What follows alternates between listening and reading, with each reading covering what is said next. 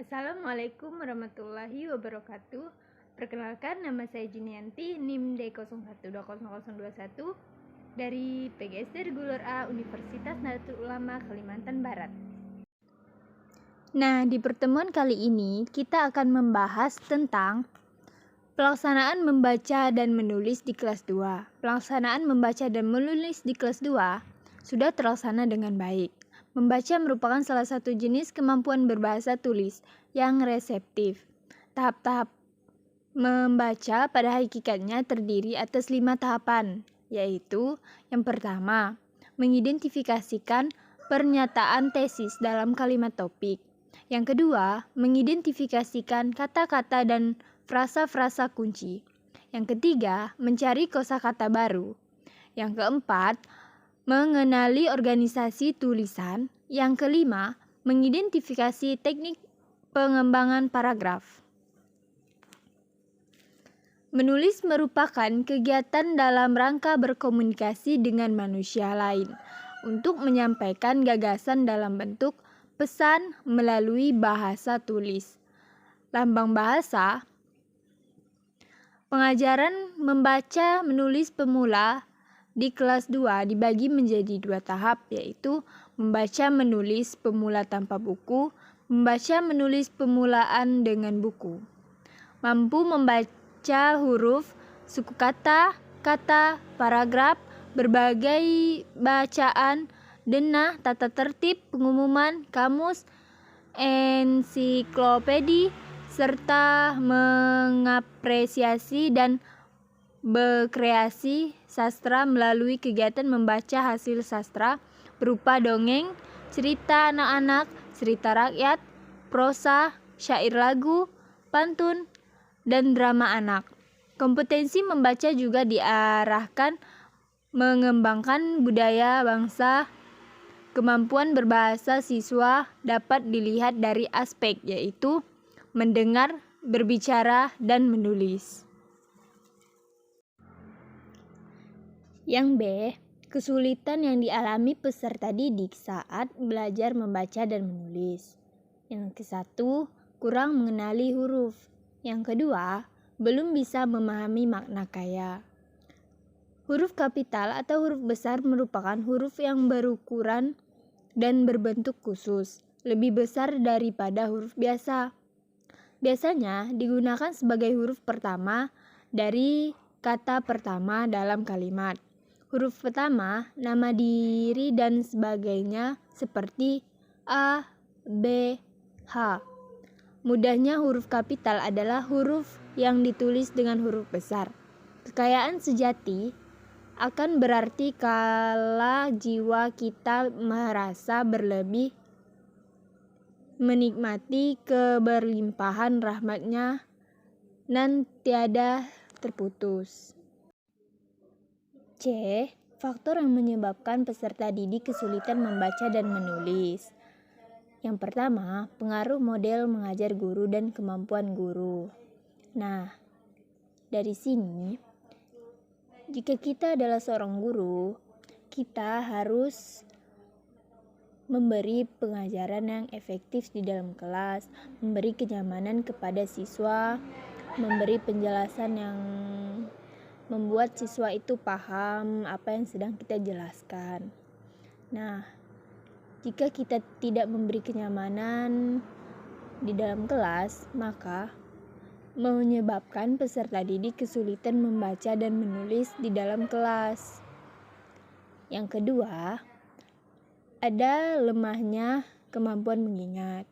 Nah, semua siswa itu tidak sama kemampuan mengingatnya. Jadi, kita sebagai seorang guru, alangkah baiknya mengajarkan kepada siswa untuk membaca lagi materi yang kita berikan setelahnya. Lalu, kita menyuruh mereka untuk belajar lagi supaya mereka ingat apa yang telah kita jelaskan di depan dan apa yang kita arahkan. Yang ketiga, ada pengaruh lingkungan keluarga. Nah, pengaruh lingkungan keluarga ini sangat berpengaruh kepada peserta didik. Jika lingkungan keluarga itu tidak harmonis, tidak nyaman, tidak memiliki kesenangan di dalamnya, maka kesulitan peserta didik membaca dan menulis sangat berpengaruh pesat. Jadi, alangkah baiknya di dalam keluarga itu memiliki hubungan yang harmonis, nyaman, tentram, dan damai. Yang keempat, ada sarana pembelajaran yang kurang. Nah, sarana pembelajaran ini juga berpengaruh kepada peserta didik. Jika di sekolah tidak ada fasilitas yang memadai untuk peserta didik, maka peserta didik juga kesulitan membaca dan menulis, seperti tidak mempunyai buku paket, buku LKS, atau buku yang sebagainya untuk meningkatkan kemampuan minat siswa. D. Metode yang digunakan ketika mengajar membaca dan menulis. Yang pertama, ada metode abjad atau alfabet, yaitu pengenalan huruf. Metode abjad atau alfabet merupakan metode membaca permulaan yang sudah lama digunakan. Yang kedua, ada metode bunyi, disebut metode eja. Pengertian metode bunyi adalah metode pembelajaran membaca permulaan dengan menyuarakan huruf konsonan dengan bantuan bunyi vokal tengah pepet e terbalik atau vokal depan sedang e.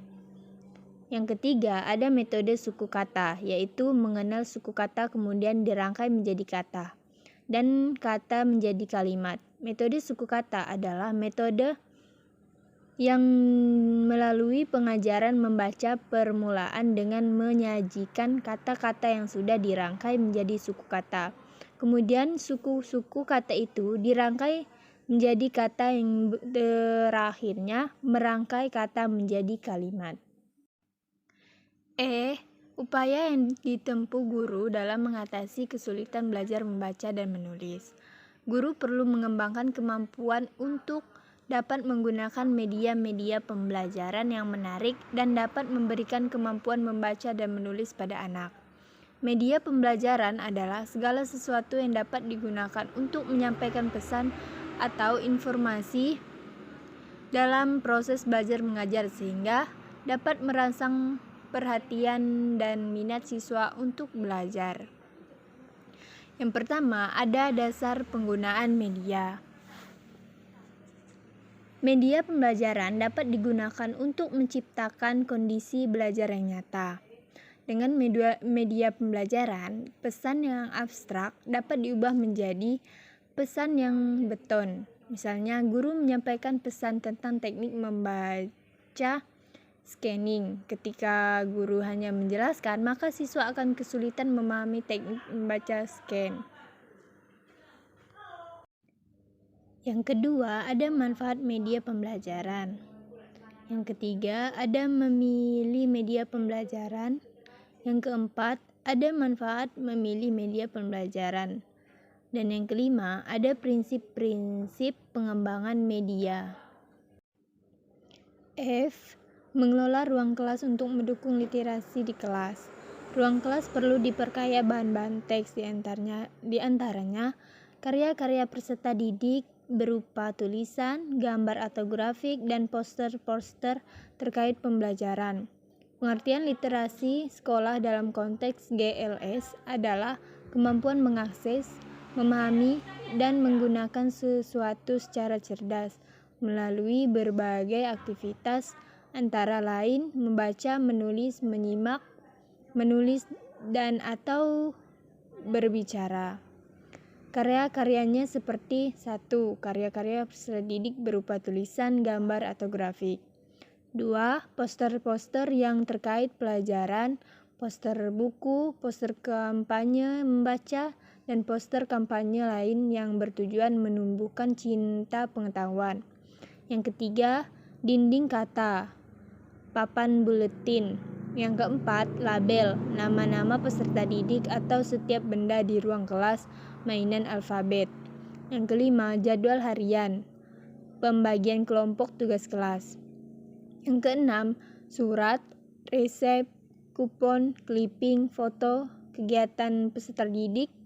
Yang ketujuh, komputer dan atau perangkat elektronik lain yang mendukung kegiatan literasi, kaset cerita, DVD, dan bahan digital atau elektronik.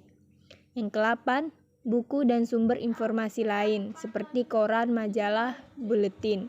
Yang ke-9, perangkat berkarya dan menulis seperti alat tulis, alat warna, alat gambar, kertas bekas, busa, kertas prakarya, surat, kertas surat, amplop, koran bekas, koran sampul, dan lain-lain. Yang ke-10, ucapan selamat datang dengan bermacam bahasa sesuai brand kelas masing-masing. Kata-kata yang memotivasi di sepanjang teras sekolah dan tempat-tempat lain yang mudah dilihat. Dan 11, boneka dan kostum untuk digunakan dalam permainan peran menjadi dokter atau juru masak yang menulis resep atau pelayan restoran yang menulis daftar pesanan. 12, semua bahan dan alat harus disimpan di tempat yang mudah diraih oleh peserta didik dan perlu dikelompokkan menurut fungsinya. Alat gambar disimpan terpisah dari mainan, alat untuk bermain, peran, dan lain-lain. Peserta didik perlu mengetahui di mana mereka dapat menemukan bahan-bahan yang mereka perlukan. Sekian video dari saya. Mohon maaf jika ada kata-kata yang tidak berkenan di hati kalian semua. Semoga video ini bermanfaat bagi kita semua. Assalamualaikum warahmatullahi wabarakatuh.